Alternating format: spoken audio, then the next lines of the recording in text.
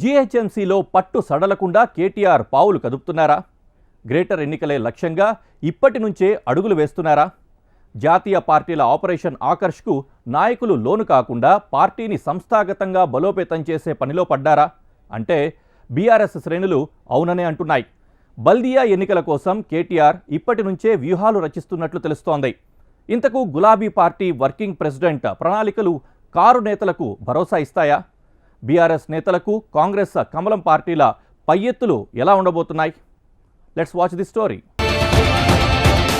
2023 assembly ఎన్నికల్లో BRS ఓటమి పాలైనా greater హైదరాబాద్లో మాత్రం సత్తా చాటుకుంది.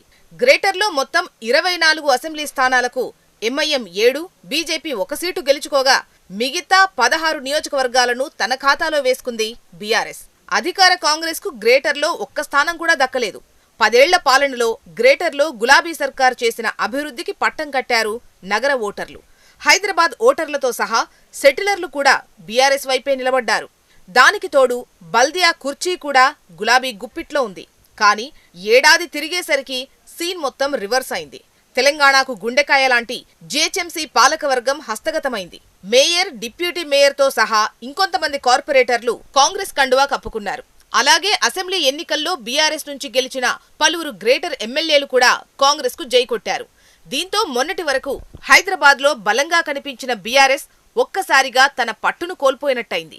అయితే పోయింది నాయకులే అని, క్షేత్రస్థాయిలో తమ బలం అలాగే ఉందంటున్న బీఆర్ఎస్ మళ్లీ గ్రేటర్లో బలపడే ప్రయత్నం చేస్తోంది. కేటీఆర్ నాయకత్వంలో ఇప్పటి నుంచే వ్యూహాలకు పదును పెడుతోంది. జీహెచ్ఎంసీ ఎన్నికలు జరిగి ఫిబ్రవరి నాటికి 4 ఏళ్లు పూర్తవుతోంది. సో ఇంకో ఏడాదిలో బల్దియాలో ఎన్నికల సమరం స్టార్ట్ అవుతుంది. గత బల్దియా ఎన్నికల్లో 55 సీట్లు గెలుచుకొని అతిపెద్ద పార్టీగా నిలిచిన బీఆర్ఎస్ రాబోయే పోరులోనూ సత్తా చాటాలని చూస్తోంది. మేయర్, డిప్యూటీ మేయర్ సహా పలువురు కార్పొరేటర్లు హ్యాండ్ ఇచ్చినా గతంలో హైదరాబాద్లో చేసిన అభివృద్ధిని ప్రజలకు వివరించి వారి మద్దతు కూడగట్టాలని చూస్తోంది. దీంతో పాటు గ్రేటర్ ప్రజల తీర్పును అపహాస్యం చేస్తూ మేయర్, డిప్యూటీ మేయర్ తమ పదవులను కాపాడుకునేందుకు పార్టీ మారిన విషయాన్ని ప్రజల్లోకి బలంగా తీసుకెళ్లాలని చూస్తున్నారు కేటీఆర్. అందుకే రాబోయే రోజుల్లో మేయర్పై అవిశ్వాస తీర్మానాన్ని ప్రవేశపెట్టాలని చూస్తున్నారు. అవిశ్వాసంలో ఓడినా ఇది రాజకీయంగా తమకు లాభిస్తుందని అనుకుంటున్నారు. ఇటీవల గ్రేటర్లోని ఎమ్మెల్యేలు, ఎమ్మెల్సీలతో కేటీఆర్ సమావేశమై ఇదే విషయంపై చర్చించినట్లు తెలుస్తోంది. తెలంగాణకు హైదరాబాద్ గుండెకాయ లాంటిది. ఇక్కడి రాజకీయ పరిణామాలు మిగతా జిల్లాలపై ప్రభావం చూపిస్తుంది.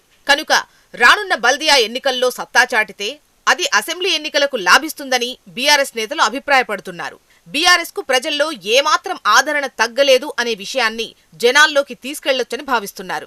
బీఆర్ఎస్ అధికారంలో ఉన్నప్పుడు గ్రేటర్ డెవలప్మెంట్ కోసం తీసుకున్న నిర్ణయాలు, ముఖ్యంగా రోడ్ల అభివృద్ధి, ట్రాఫిక్ నియంత్రణకు ఫ్లైఓవర్లు, పెట్టుబడులు, నిరంతర విద్యుత్, వాటర్ సదుపాయాలను ప్రజలకు వివరించాలని చూస్తున్నారు. గ్రేటర్లో కార్పొరేట్ సీట్లను గెలుచుకునేందుకు బీఆర్ఎస్ కు ఎన్ని సానుకూల అంశాలున్నాయో సవాళ్లు కూడా అన్నే ఉన్నాయి. ప్రస్తుతం బీఆర్ఎస్ అధికారంలో లేదు. అసెంబ్లీ ఎన్నికల్లో గ్రేటర్ పరిధిలో గెలిచిన ఎమ్మెల్యేల్లో కొంతమంది హస్తం గూటికి చేరారు. సికింద్రాబాద్ కంటోన్మెంట్ ఉప ఎన్నికల్లో కాంగ్రెస్ పార్టీనే గెలిచింది. ఇటు బల్దియా పరంగా చూసినా, అటు ఎమ్మెల్యేల పరంగా చూసినా కారు పార్టీ బలహీనంగా కనబడుతోంది. బల్దియా ఎన్నికల నాటికి రాష్ట్రంలో పవర్లో ఉన్న కాంగ్రెస్, కేంద్రంలో అధికారంలో ఉన్న బీజేపీ ఆపరేషన్ ఆకర్ష్ను మరింత ఉధృతం చేసే అవకాశాలున్నాయి.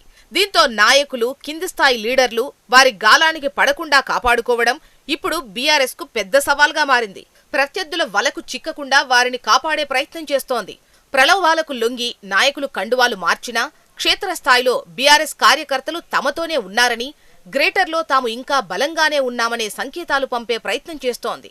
ఖైరతాబాద్ నియోజకవర్గంలో బీఆర్ఎస్ నుంచి గెలిచిన Danam Nagender, Serilingampally MLA Arikapudi Gandhi, Rajendranagar MLA Prakash Goud, Patancheru MLA Gudem Mahipal Reddy Congress party సానుభూతి పరులుగా కొనసాగుతున్నారు. ఇలాంటి టైంలో నాయకులను కాపాడుకోవడంతో పాటు పార్టీని బలోపేతం చేసుకుని కొత్త నాయకులను తయారు చేసుకోవాలనే ఆలోచనలో పార్టీ ముందుకు పోతోంది. అందుకు తగిన విధంగా కేటీఆర్ ప్రతి కార్యక్రమం గ్రేటర్ పరిధిలో ఉండే విధంగా ప్రణాళికలు సిద్ధం చేసుకుంటున్నారు. గ్రేటర్ పరిధిలో పార్టీ మారిన నాయకుల స్థానంలో కొత్త వారికి అవకాశమిచ్చేందుకు కింది స్థాయిలో ఎవరు ఆ పార్టీ కోసం పనిచేస్తున్నారో వారిని గుర్తించి వారిని ప్రోత్సహించాలని బీఆర్ఎస్ అధినాయకత్వం భావిస్తోంది. రాబోయే జీహెచ్ఎంసీ ఎన్నికల నాటికి అధికార కాంగ్రెస్ తప్పిదాలను మరింత జనాల్లోకి తీసుకెళ్లేందుకు కార్యక్రమాలు ఉధృతం చేయాలని చూస్తున్నారు.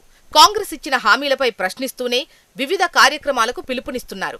మూసీ పునరుజ్జీవం కోసం పేదలను ఇబ్బందులకు గురి చేస్తున్నారని, హైడ్రా పేరుతో ప్రజలను భయపెడుతున్నారని, పెట్టుబడులు రాకుండా చూస్తున్నారనే అంశాలను లేవనెత్తనున్నారట. అయితే బీఆర్ఎస్ ఎత్తులను తిప్పికొట్టేందుకు కాంగ్రెస్ కూడా వ్యూహాత్మకంగా అడుగులు వేస్తోంది. గ్రేటర్లో ఎక్కువగా మహిళలు ఉపయోగించుకుంటున్న ఉచిత బస్సు ప్రయాణం, ఉచిత విద్యుత్ను బలంగా తీసుకెళ్లాలని చూస్తోంది. హైదరాబాద్ను విశ్వనగరంగా మార్చేందుకు చేస్తున్న అభివృద్ధి పథకాలను ఇప్పట్నుంచే ప్రచారం చేసుకోవాలని చూస్తున్నారు. మొత్తానికి జీహెచ్ఎంసీ ఎన్నికల కోసం పార్టీలు తమ కార్యక్రమాలను స్పీడప్ చేస్తున్నాయట.